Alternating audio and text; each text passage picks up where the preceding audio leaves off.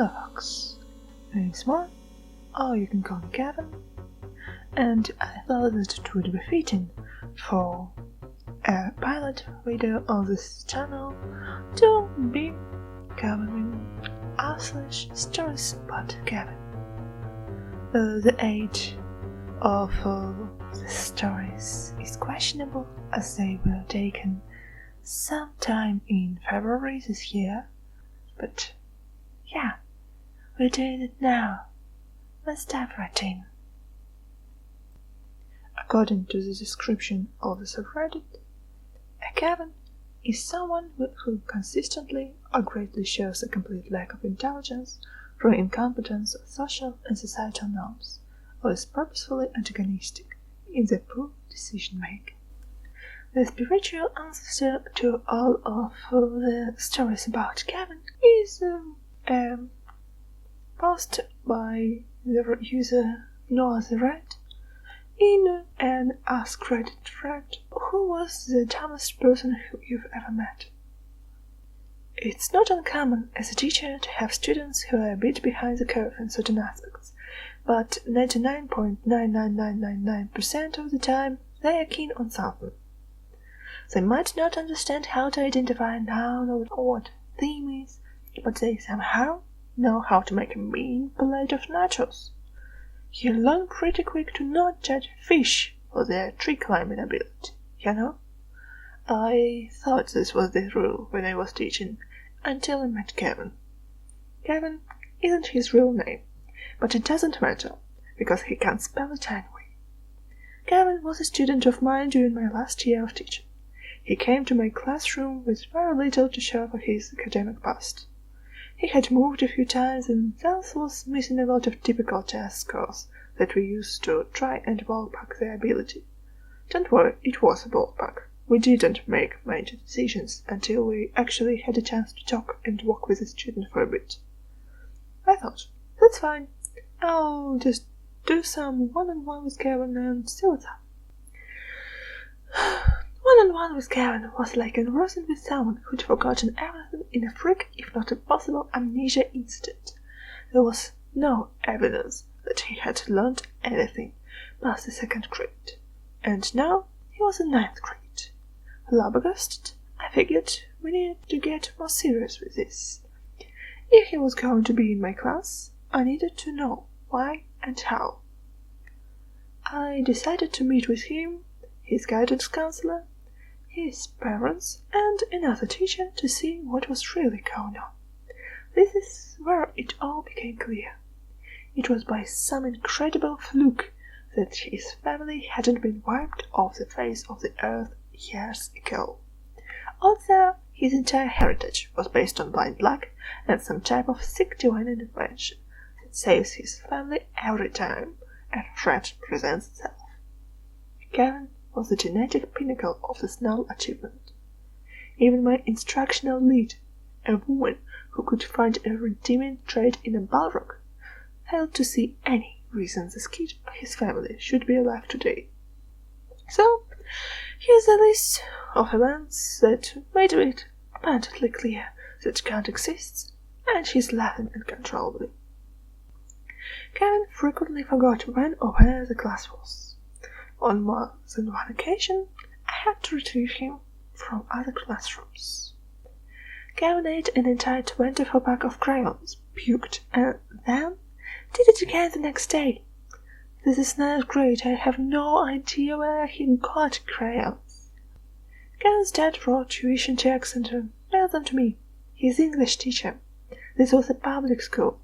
When I got back to Kevin, waited to give to his dad with a brief note explaining that this is a public school, Kevin got in trouble for trying to spend it at 7-Eleven after school.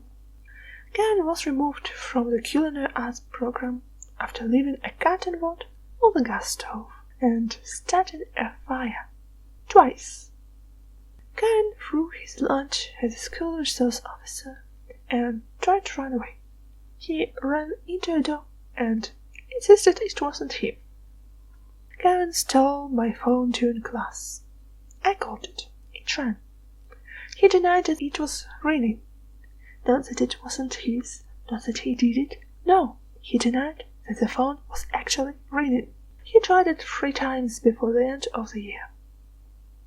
Kevin called the basketball coach a motherfucking bitch during gym. Basketball tryouts were that afternoon. Kevin tried out. It didn't go well. Kevin's mom could never remember which school he went to. She missed several meetings because she drove to other schools, none of which he ever went to. Kevin tased himself in the neck before a football game. Kevin kept a bottle of orange Kool-Aid in his backpack for about 4 months. He thought it would turn into alcohol. He drank it during homeroom and threw up. Kevin said the N-word a lot. Kevin was white. The high school was 84% black. Kevin got beat up a lot. Kevin stole another student's iPhone and tried to sell it back to them. Kevin didn't understand that his grade was dependent on tests, quizzes, homework, classwork, and participation. Kevin finished his first semester with a 3% average. He tried to bribe me with $11. Kevin spit on a girl and said, "You should get out of those wet clothes." The girl was a Spanish student teacher. Kevin didn't know dogs and cats were different animals. Kevin tried to download porn onto a computer in the library at the circulation desk while he was locked in. Kevin asked a girl to prom. He was in 9th grade and freshmen don't go to prom, by asking for her phone number and then texting her his address. Kevin got gum in his hair constantly. Kevin regularly tried to cheat on assignments by knocking the pile over, grabbing one before I had picked them all up, and then writing his name on it wherever there was room. Kevin had several allergies, but neither his parents nor he could remember what they were. They were very concerned that the holiday party, his high school, we don't have those, would have peanuts. When they finally got a doctor's note, he was allergic to amoxicillin. Kevin and his parents took a trip to Nassau, how the fuck did they even get airline tickets, and forgot all their luggage at home. I didn't believe him when he told me, until I talked to his mom. He told me first thing when I saw her at the bi-weekly meeting.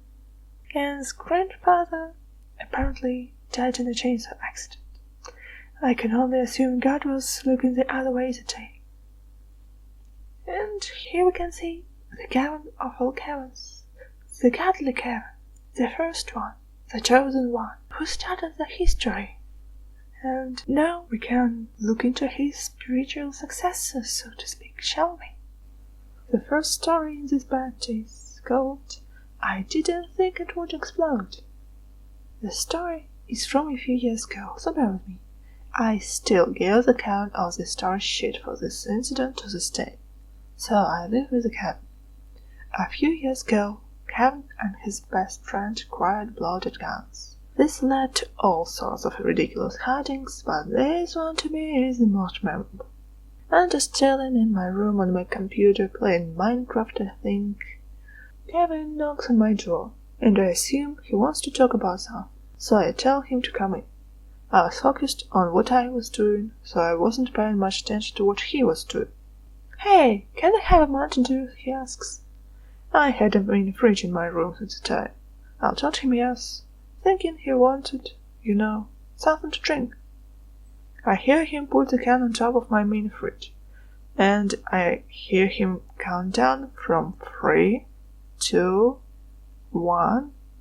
I hear the distinct sound of the blow-dart gun and immediately pause my game.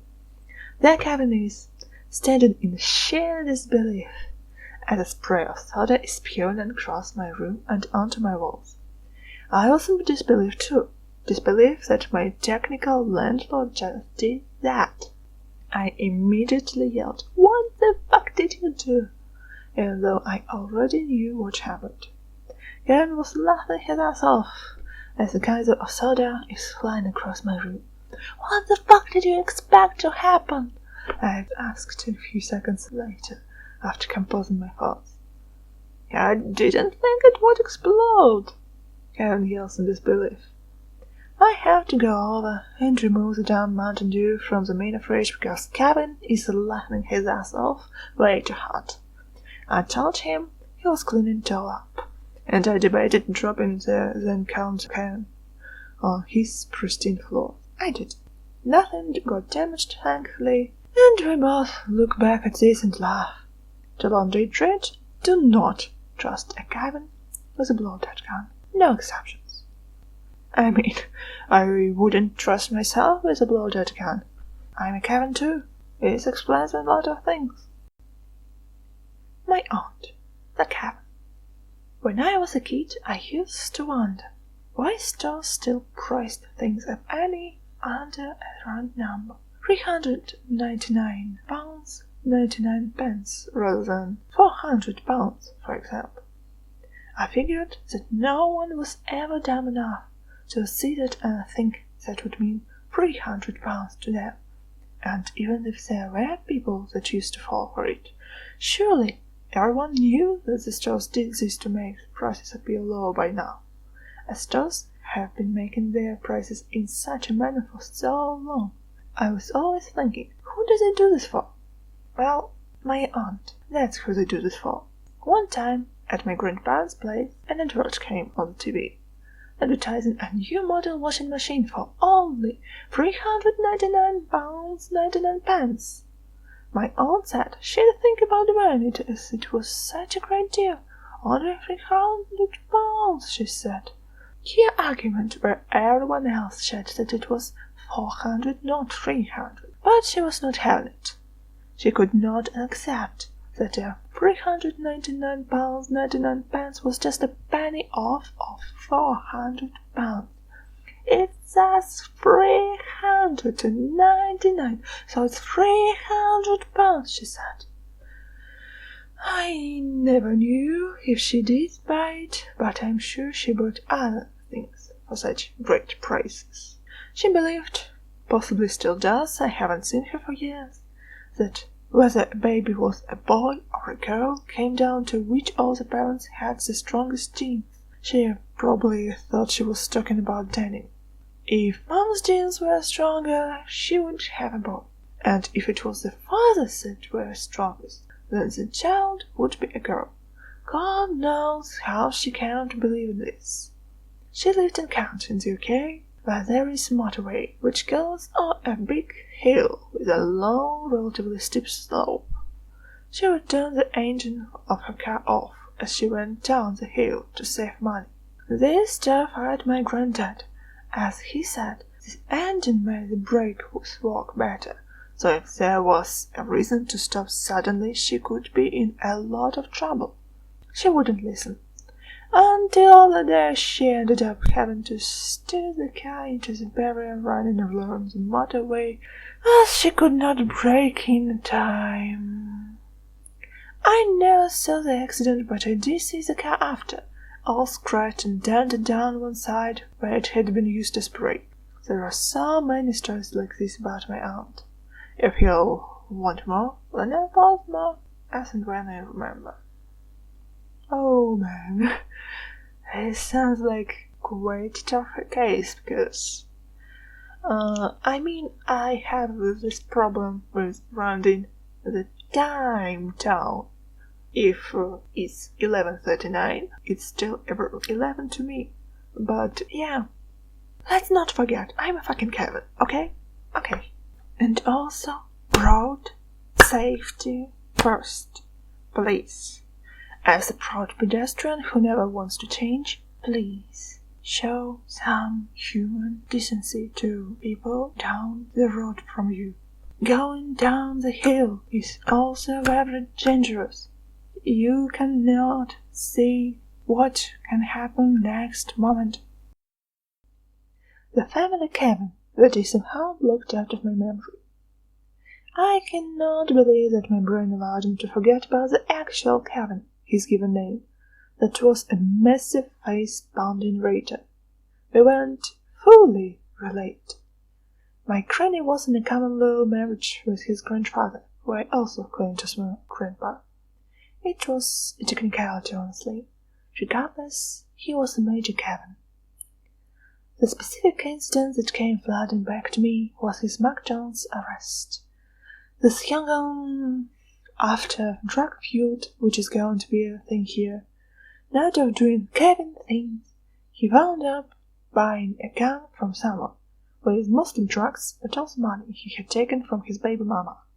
His next move for the evening was to go to McDonald's, where he excitedly showed the gun off and explained in painstaking detail how he purchased it to a policeman, who had stopped in for dinner while on duty. He was promptly arrested.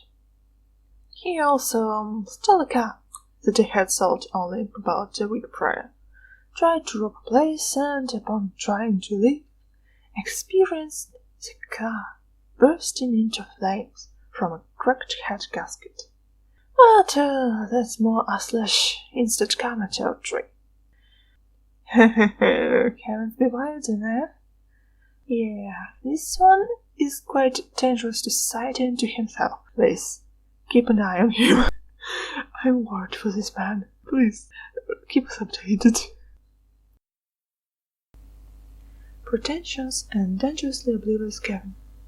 TLDR, the Kevin I worked with had no regard for others socially or in terms of safety. But he's the smartest dude in the room if you ask him. Also, I'm on mobile, so hands up on it. Before graduating college, I worked at a number of different retail jobs. One of them was at a hardware store with a true Kevin. The department Kevin and I worked in was one of the least busy departments in the store, doors and windows, so we often helped the associates in lumber, which was our sister department in the store. We had no customers, so we helped the lumber associate A pull an order, because he was the only person in his department until the closers came in. A and I were casual friends, so we often chatted as we walked. On this occasion, A and I were chatting about the high schools we went to. Owen wasn't really in the conversation up to this point, but chanced in when I said what high school I went. He proceeds to tell me that I must not be very smart, because I went to that high school, and he went to the best high school in the city, so he could run intellectual circles around me. The hilarious part is that he had just asked me to help him with his college algebra homework on my lunch hour at the same time. So I jumped back in. Is it the case, and why did you ask me, the apparent real idiot, to help you with your homework? He turned many shades of red, and could barely look at me for the rest of the day. He sheepishly apologized a few days later when he found out that he got all the part I helped him with right. But that doesn't take the cake. The incident that took the cake was a few months down the line, when the headlights on his car went out. He apparently couldn't afford to fix them until our next paycheck. It was a little over a week away. He refused to get to work through other means, so he was driving like this. It was winter, so it was getting dark in our part of the country around 5 p.m. At this point, he came for 5 p.m. to close shift, all the way from the other side of the town with no fucking headlights, and he got pulled off. He got let off with a horn, and ultimately he bitched me about how the officer that pulled him over didn't have cause because he's a perfect driver, and Grab drivers don't need headlights anyway. What the fuck? Here's that comment in mind for this next puzzle. So, our Kevin, that's a legendary perfect driver, rear-ended one of our other coworkers, R, a few days after the previous conversation. R had kind of a reputation for being a hothead, and always gave off bad vibes. R is a dude that will be in our local news someday for doing something creepy. They were both leaving after mid-shift at 7 p.m, so it was decently dark outside, given that it was winter, and R drives a black car. Kevin, without his headlights, didn't realize that he was coming in too close, and rear-ended him in our parking lot. R predictably lost his shit and confronted Kevin. They at some point end up getting into a fist fight, and the cops have to come. They both got fired over this because it happened on company property. Not sure if charges were filed or anything like that, but this could have been avoided all the same. There are so many other incidents I could list here, as I worked with him for almost a year. But I'd have to write a novel. But just glad I haven't had to deal with him for a while now. Oh, man. He does sound like a real fun at parties, huh? Yeah, when someone is both pretentious and dangerously stupid, it's a hazardous combination, let's put it this way. Kevin, are you crazy? I hope this is a Kevin story, but I'm fairly confident it is. This is not something a normal functioning person, Tim, would ever think of doing. So, this story takes place when I was in my sophomore year of high school, and it actually has two Kevins. Our main man of the hour, Kevin, and our teacher, Miss Kavanagh. Now, as a little idea as to what these two are like. Miss Kavanagh was a biology teacher who didn't know how to teach biology. Well, that's not quite accurate. It was more accurate to say that Miss Kavanagh was a biology teacher who didn't know how to teach. I was the only one who could translate her nonsense into something understandable. I taught that class more than she did, and Kevin, well, let's get into that. Our story takes place one fine afternoon in that biology class. We were all at these lab tables at the edges of the class. I was across from Kevin, while Miss Kavanagh was on the other side of the room. So, I'm looking down at my worksheet, minding my own business, when I hear a scream. I look up, and what do I see but Kevin gleefully jabbing a screwdriver into an outlet. Spoiler alert, no one died. I jump back and yell at the top of my lungs, "Kevin, are you crazy?" This gets the attention of the entire classroom, including Miss Kavanagh. Now, just imagine you're her in that situation. What would you do? A. Try to get control of the situation. B. Punish the student. Or C. Try to get the student to stop. Well, if you answered any of those, you'd be wrong, because Miss Kavanagh decided to punish our entire half of that classroom. And that's the end of the story.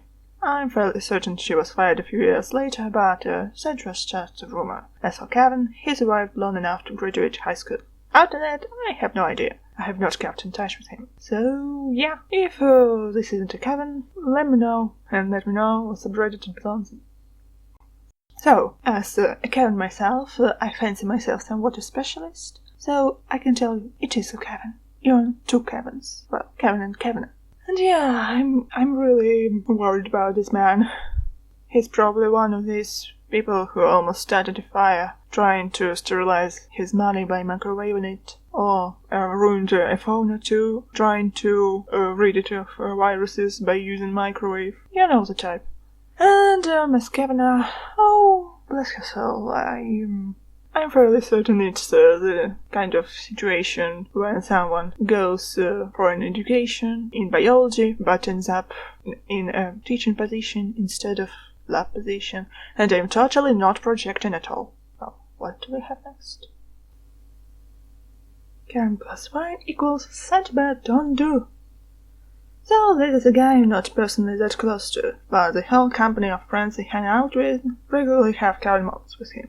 They have basically never heard of what a Kevin is, but they use this guy's name as just the same way.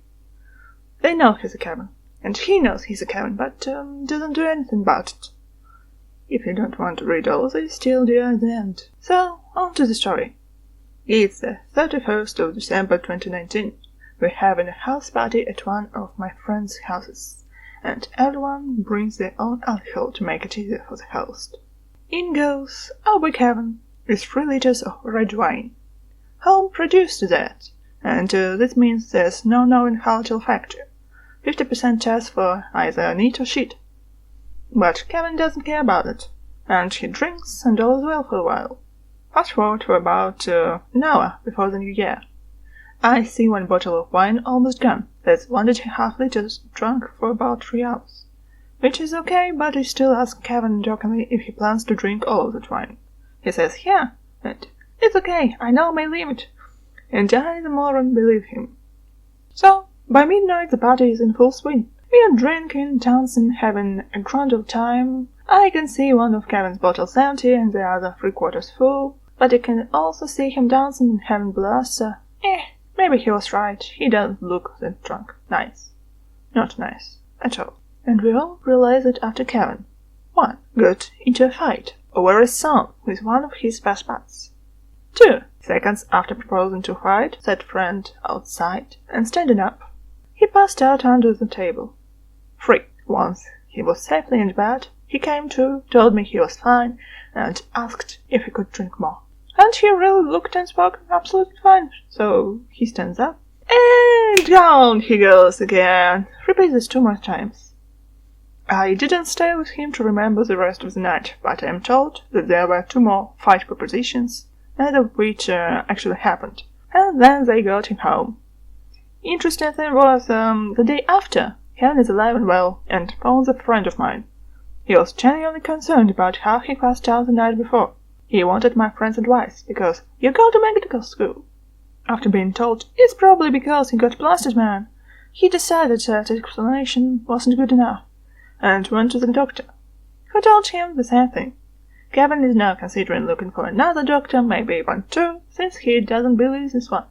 TLDR, Kevin gets blasted at a party, collapses right before trying to find someone, spends the first hour of the new year in bed, then tries to go back to drinking and fighting once he comes to. The morning after, he's convinced he passed out because of a medical condition, and not because of the alcohol, and rejects everyone who tells him otherwise, including his own GP. Yes, but you did have a medical condition called acute alcohol poisoning. Yeah, it's a very serious thing. So please be careful, please be conscious about how much you drink, please don't repeat your past mistakes, and yes, wine can be scary, because it looks like a juice, but it doesn't affect you like a juice. It might be sweet, but it still has some alcohol in it. So don't drink cartonfuls of wine like it's water, please. Okay.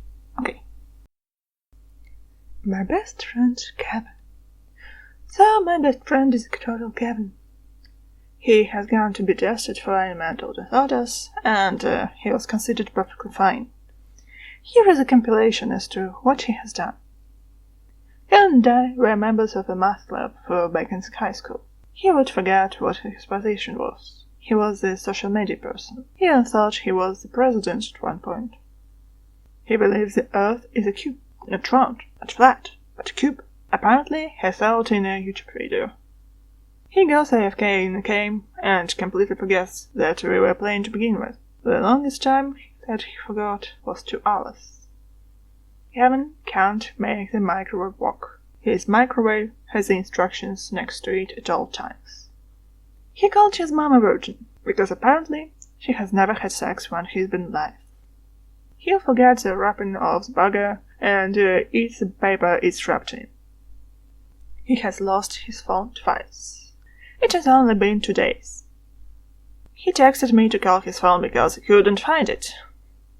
He tried to do flip because he thought it was easy. He face-planted on the asphalt. These are just some of the things he's done in the past 3 years.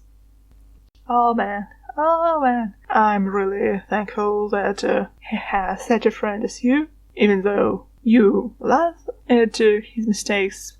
I mean, all friends do this. Don't pretend you don't laugh at your friends. Though, what do I know about how friends work? You still support him, you're still here for him, and hopefully you'll help him survive this strange and odd life. And as a Kevin, I can kinda relate to forgetting you are doing a thing when you make a pose to do some other thing. But yeah, real Kevin hours. Cigarettes are good for you. I worked with a Kevin at a pizza shop in high school. Super nice dude, funny, but the man was dumb as rocks, which in part contributed to why he was funny, I guess. One afternoon, we are in the middle afternoon lull of the day, so a couple of us go outside to smoke a cigarette. Our boss comes out and as always tries to give fatherly advice. Sees us all smoking and goes, I don't know why you guys do that shit, it's terrible for you. This Kevin of ours goes, nah man, it's totally good for you. We all think he's making a funny retort to try and deflect the obvious critic from our boss, so we all laugh a little. No fucking fooling. This kid hears our laugh and goes, "No, I'm serious. Cigarettes are good for your bones. They have some sort of calcium and shit in them." The boy was dead fucking serious. Took probably 3 weeks of us bringing in research and medical books to show him that cigarettes are not good for your bones. Hoping he's okay out there in the big wide world. Bless him so. Well, just to prove the piece point about how cigarettes are actually not good for your bones, I found this helpful graphic. Here's how your bones suffer from when you smoke. Smoking impedes the hormone calcitonin, which builds bones. Smoking increases the hormone cortisol, leading to bone breakdown. Smoking damages blood vessels, interrupting the supply of blood to the bones, causing fractures. Nicotine and free radicals kill osteoblasts, which are the cells that make bones. So, it's quite the opposite effect to what our friend Kevin described. Yeah, please be careful when you smoke, probably even quit. For sure, be mindful of other people around you because you don't want to make them inhale your smoke. And yeah, bless your soul. My mom, Kevin, doesn't understand how genetics work. Let me start with saying my mom is a generally nice and fairly smart person. She is, however, not very good at slightly more complicated biology, anything over common knowledge, as her job just had nothing to do with it. My dad, however, studied medicine for a while, and both my sister and I were taking biology classes in high school. Backstory. My mom has been donating blood for decades, and she instilled in my sister and me the desire to start donating as soon as we could as well. In my country, you can sign up to become a blood donor at 18. And the first time you go, they just take a little blood to do some testing. It's only the second time that you actually donate blood. Because it would be my first time to actually donate blood, my mom and I went together. Meanwhile, my sister stayed at home with my dad. My parents divorced when I was 6 because they just didn't fit together. They were still on speaking terms and relatively friendly with each other. There was never any betrayal going on, just plain not getting along. To the story.